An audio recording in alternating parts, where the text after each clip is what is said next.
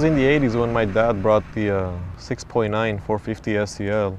And I mean, in the 80s in Russia, in Armenia, you had mainly Ladas around and Volgas around. And all of a sudden this car comes in, over-engineered. It looked like a UFO among all those, square Ladas. And some of the impressions that, people gave out is, this is a German car, and, what we see around the Russian cars, and Russia beat, Germany in World War II. And look what they're making, and look what we're driving.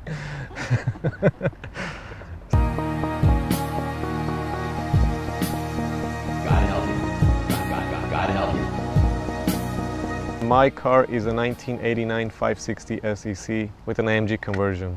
The SEC represents the coupe version of the larger sedans, what's equivalent today to the, let's say, CL models.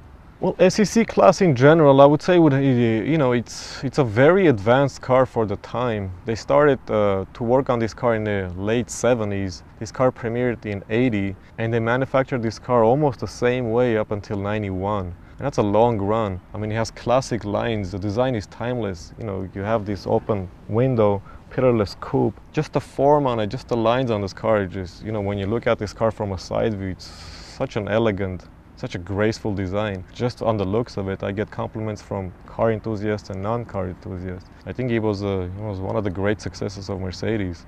It's very comfortable. It's the proportions, everything about it. I think they just spot on. Mercedes just got this spot on.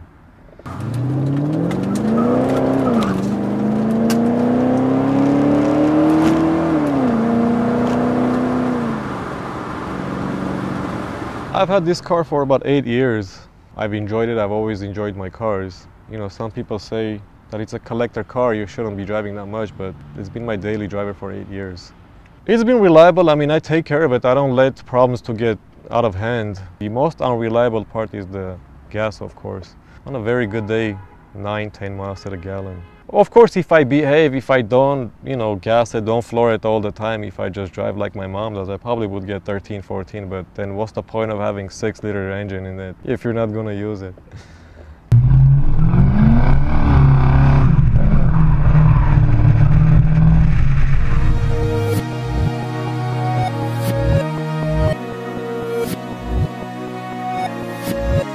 Even though AMG provided many options for their customers, mine specifically has the AMG body kit on it, has the front apron, has the side skirts, has the wheels, has the rear spoiler, has all the chrome blacked out, has the AMG badging.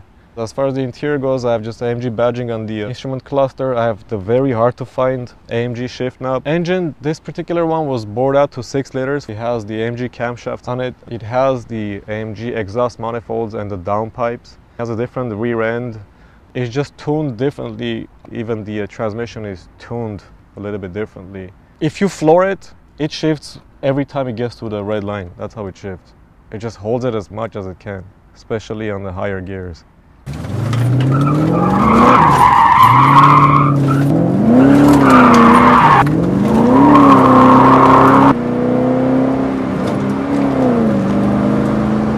I know a lot of BMW fanatics would disagree, but once you drive a Mercedes, especially like an older Mercedes, once you own them, once you get used to them, they're like a disease that get into you, and you just cannot overlook how well they're put together. 2000 and below, the way they're put together, the way they're engineered, they're just made to last. You have to appreciate Mercedes for what it is.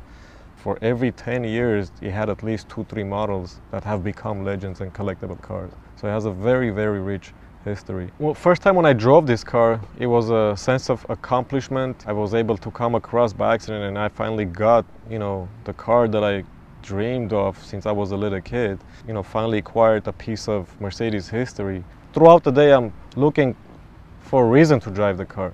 I'll find a reason to go somewhere just so I can drive the car. So it has grown on me, and it has become sort of like a part of me.